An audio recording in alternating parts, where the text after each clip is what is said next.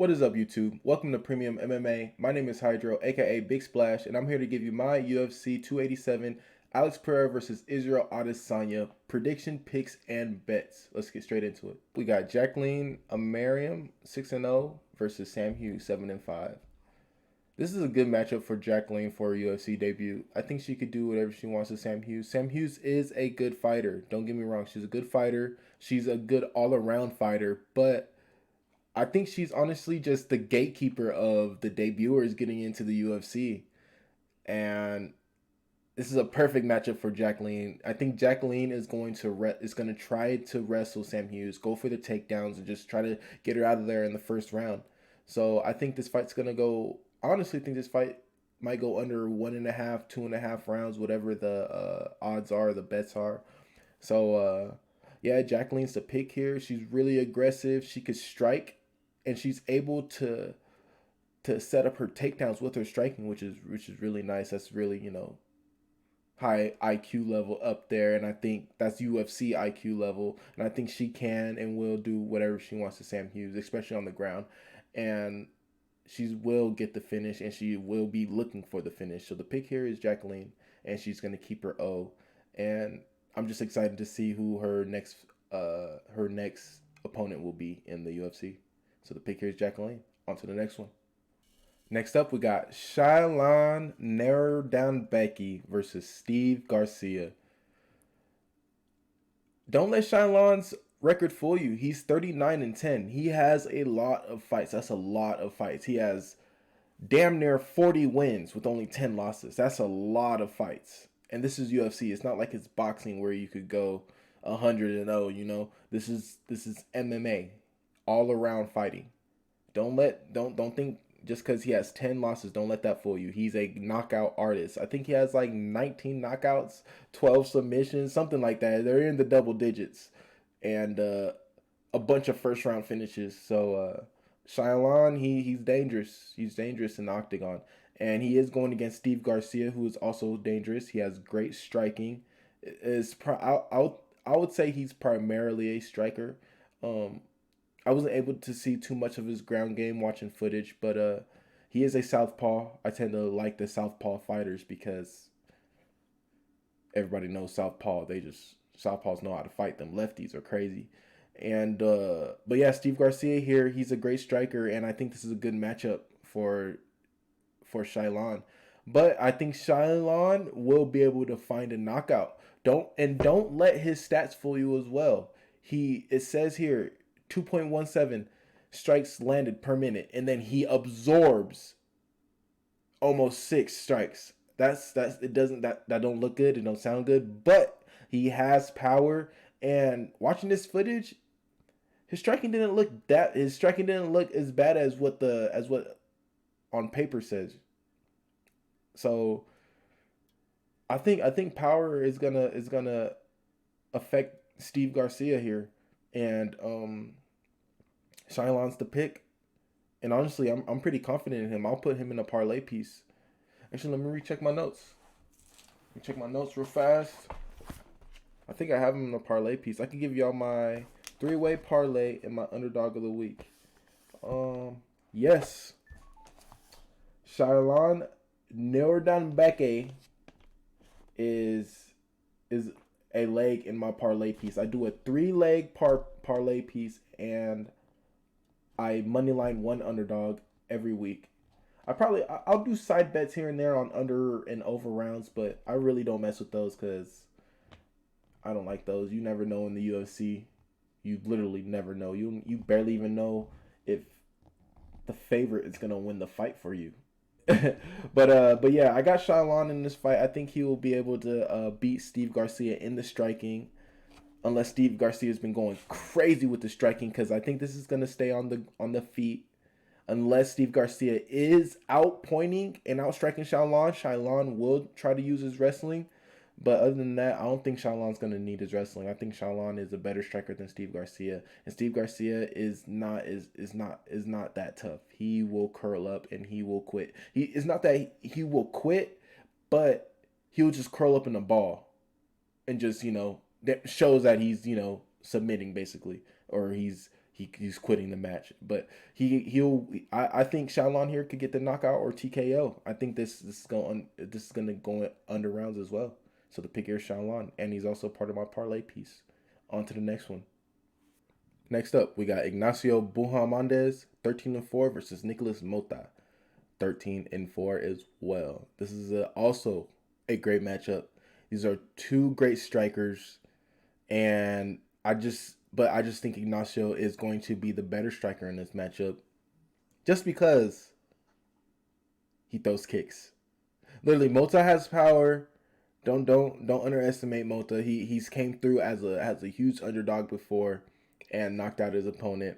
But Ignacio, I think he's going to be more quicker, faster on the feet, and throw them kicks, throw them head kicks, them unpredictable kicks, because he's a good striker. I'm not too sure what his main martial art is or what he represents or whatever, you know what I'm saying? But all I know is it might be kickboxing, bro. I think his last knockout, he threw that spinning kick with his hand on the ground. Oh, ridiculous. That was very impressive. Nicholas hasn't showed me anything impressive yet. His striking is okay. He did put out his last opponent, but the pick here is Ignacio for me. I think Ignacio is going to change Nicolas Motta's record, and it won't be the same no more. It won't be 13-4. It's going to be 13-5.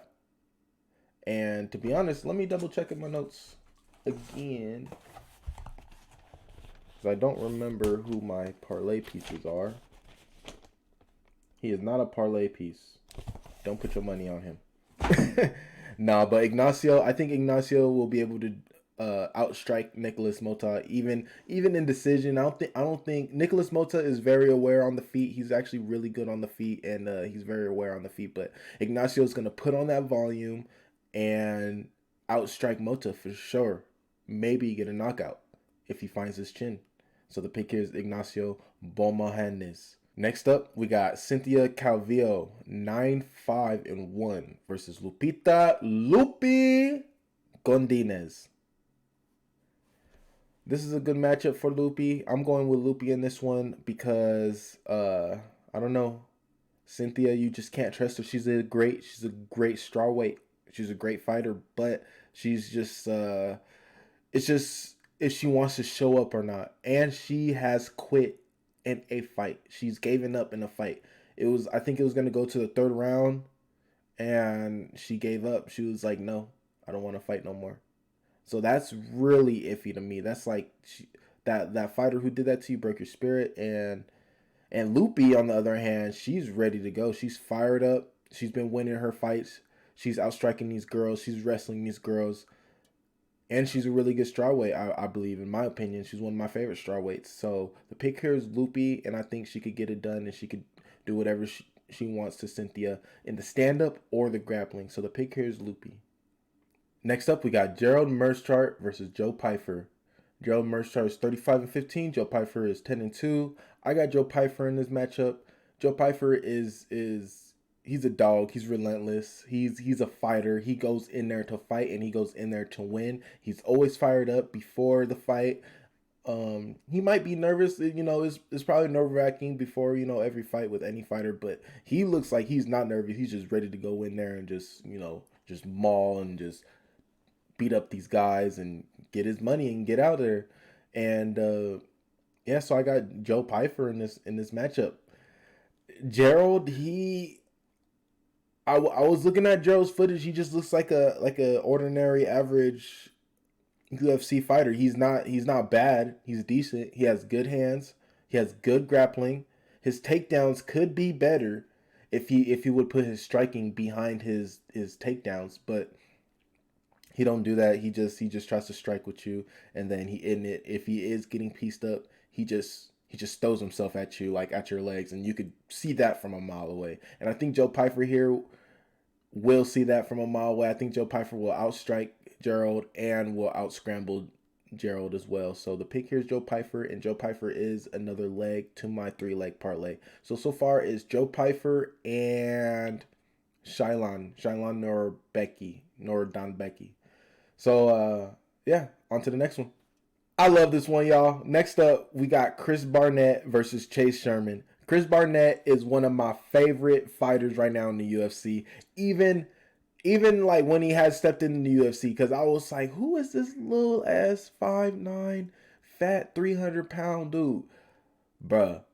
He threw that spinning back kick, knocked his opponent. I said, bruh, this dude is something else. He's a gift from God. Chris Barnett, the heavyweight. But I'm not. I don't bet on him though. I don't bet. Look, these are my rules. Look, I don't bet on heavyweight fights. I don't bet on women fights. I will. I might put a girl in my parlay from here and there, but I will never. No. Take that back. Not in my parlay. I'll money line a girl, an underdog girl from here and there, from time to time, but I won't put them in my parlays, or I won't put heavyweights in my parlays. But yeah, I got Chris Barnett in this fight. That's the most biased. This is like the most biased fight I've ever said, because Chase Sherman, he's a great boxer. He's 16-11. Hey, he's been getting knocked out lately, but when he did come into the UFC, he was doing his thing. He was knocking people out. He was outstriking people, but I don't know what happened to him. But Chris Barnett, I think Chris Barnett, he's more, fired up, especially when he fights. He's a little older, but I think he still got that fire in him to win, and I think he could get it done over Chase Sherman. Probably look for that knockout with his spinning kicks. And Chase Sherman lately IQ hasn't been looking good, so I don't know if he will even calculate those spinning kicks or see them coming. I think Chris Barnett could throw those all day against Chase Sherman. But yeah, this is a biased pick. I wouldn't even go with my opinion in this one, because Chris Barnett is a small heavyweight, but he packs a punch. So the pick here is Chris Barnett. On to the next one. Next up, we got Michelle Waterson-Gomez, 18-10 versus Luana Pinheiro, 10-1. I got Luana in this matchup just because Waterson, she does look like an 18-10 fighter. Her stand-up is decent. Her ground game, I didn't get to see too much of it watching footage, but I think Luana here is going to outstrike Michelle. It's going to go to decision. I think she's just going to outstrike Michelle. And if it gets to the cage, she's just going to clinch her out, just throw them knees, probably get a takedown on Michelle, and come out with the win. In decision. I don't think Luana has the capability to finish any of these UFC fighters. But yeah, because Michelle, she's actually pretty good. She's a dog. She's tough. She stays in the fight. But I just think Luana here in this matchup, this is a bad matchup for Michelle Waterson and Luana. I'm not saying Luana is that good, but Luana here, especially with the striking, could do whatever she wants to Michelle. I believe so. And with the grappling and takedowns. So the pick here is Luana. We got Michael Chiesa, 18-6 versus Li Jingliang, 19-8. I'm going to say this here. This is also a biased pick. Michael Chiesa is dangerous on the feet. He will take you down to the ground. He can hold you to the ground. He will look for submissions. Probably not get the submissions, but he'll put you in some danger. But I'm going with my boy Li Jingliang just because he has heart. He's a dog. He's a very good striker. Very, very good striker. I didn't get to see too much of his ground game as well as all the rest of these fighters, but if he's able to keep this fight on the feet, he can win this, and I believe he is the underdog. And I believe he can win this fight. He can outstrike Michael Chiesa. And that's when Michael Chiesa is going to go for the takedowns, and that's when Jingliang has to defend those takedowns. And I think he's been working on that. He has to get that win back from his last event, because that was BS, him versus Daniel Rodriguez. First, he didn't get to fight his original opponent. Second, he got robbed in the decision against Daniel Rodriguez. So I think Li Jingliang is going to come back in this fight with Michael Chiesa. I think the UFC paired him up great with this fight, because Michael Chiesa, he's not no walk in the park neither. He's a good fighter, but I just think Li Jingliang is just a better fighter. So the pick here is Jingliang. Next up, we got Kelvin Gastelum versus Chris Curtis. This is an exciting matchup. I'm looking forward to this matchup because Chris Curtis, he's a beast in the middleweight division. Kelvin Gastelum is a beast in the middleweight division. It's just, I think Kelvin Gastelum, his record just looks a little bit worse just because his competition. Kelvin has just been fighting and facing people who's either fought for the championship belt or who are champions, and he just came up a little bit short. Just a little bit short. He looked good in all his fights. And Chris Curtis, on the other hand, Chris Curtis is just a really good all-around fighter, and he stays busy. He wants to stay busy. He wants to stay in your face. He wants you to stay in his face. And he likes to scramble. He likes to go to the ground. He has really good jiu-jitsu. I think he has really good jiu-jitsu. And yeah, this is a perfect matchup in the UFC. Kelvin is a fighter. He stays in the fight. He also has good wrestling. And I just want to see how these scrambles look. I think it's going to go to the ground. I think it's going to stay standing up. This might go to decision. I think it's going to go to decision. I don't think no one's going to put anyone away. Unless Kelvin Gastelum, his power, he catches Chris Curtis. Because I think Kelvin Gastelum in this matchup is a better striker than Chris Curtis. That's the only slight upper hand Kelvin has in this matchup. So the pick here is Kelvin Gastelum. Next up, we got Raul Rojas Jr., 7-0 undefeated versus Christian Rodriguez, 8-1. This is another exciting matchup. This whole card is exciting for me. All these fighters are just skilled all around. And I just can't wait for this card. So, yeah, I got Raul Rojas Jr. in this fight. This is also a biased pick. This is, for me, this is biased because Raul Rojas Jr., he's young. I want him to win. I want him to succeed. I want him to be double champ, maybe triple champ, like he said. I want someone to do that. And I think Rojas Jr. Has what it takes to do that. He's super young, very young. He looked very skillful in his Dana White's Contender Series, on the ground, on the feet, and he's not scared anywhere. He could literally go anywhere and beat you anywhere. And he just turned 18. So yeah, the pick here is Raul Rosas Jr. I'm not saying Christian Rodriguez is not good. Christian Rodriguez is a good opponent for Raul Rosas Jr. For Rosas Jr.'s debut, he had Jay Perrin. Dude, that could be anyone's dream to go against Jay Perrin for their debut. It's the easiest fight. So I think that was a good fight to at least, boost up Raul Rojas Jr., his hype. But Christian Rodriguez, this is a real mother effer, a real mother flower right here. You know what I'm saying?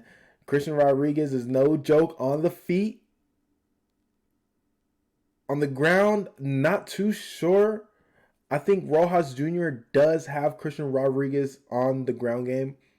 Raul Rosas Jr. stand-up also looks nice as well. It looks like he's been working on his stand-up. He's been getting better on his stand-up. But Christian Rodriguez stand-up, he looks like a straight boxer out there. A straight boxer. He got hands. And I think this is a harder matchup for Raul Rosas Jr. This is definitely going to go the distance. Unless Rojas finds a submission. If Christian Rodriguez makes one small miscalculation, on the ground, Raul Rojas Jr. will just snatch that up. So the pick here is Raul Rojas Jr. But I'm still not too sure. Christian Rodriguez can give Rojas Jr. his first one, or he could take his O. So yeah, I'm not too sure about this matchup. I'm biased with Rojas Jr. He's younger. I want him to win. I want him to succeed in the UFC. I want him to go very far in the UFC and become triple champ like he says. So the pick here is Rojas Jr. On to the next one. Next up, we got Kevin Holland versus Santiago Ponzinibbio. Kevin Holland is 23-9. Ponzinibbio is 30-6. I got Kevin Holland in this matchup, but I would not bet on this fight, and I am not betting on this fight at all. I'm staying away from betting on this fight. And I'm going to watch it, though. Very excited for it because Kevin Holland is an exciting fighter, but he is not to be trusted. He was talking about he wanted to retire from the UFC like months ago, probably or last year. He was saying he was over it.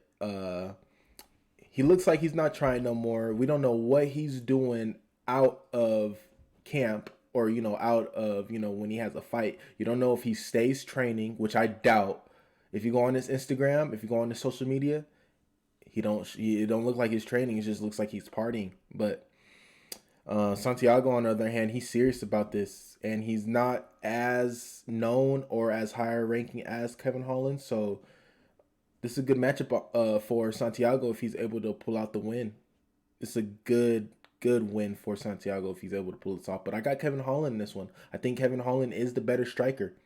If he is the Kevin Holland that he is or that he's been, before he took his few losses, before Chimaev, the loss against Chimaev and the loss against Wonder Boy, I think he'll be good. I think he'll be good in this matchup if he's able to bounce back and if he's really focused and really wants to get that money, So I got Kevin Holland in this matchup, but he is risky. He's been saying he don't care about fighting no more. He's been saying he don't care about the UFC. He wants to retire. And usually those words means, you're done. You're quitting. So the pick here is Kevin Holland. But would not bet on it. This is biased. Next up, we got Rob Font versus Adrian Yanez. I got Adrian Yanez in this matchup. Rob Font is a beast. He's good at striking. He's good on the ground. He's good all around. But Adrian Yanez, he will be able to keep this fight on the feet and outstrike Rob Font.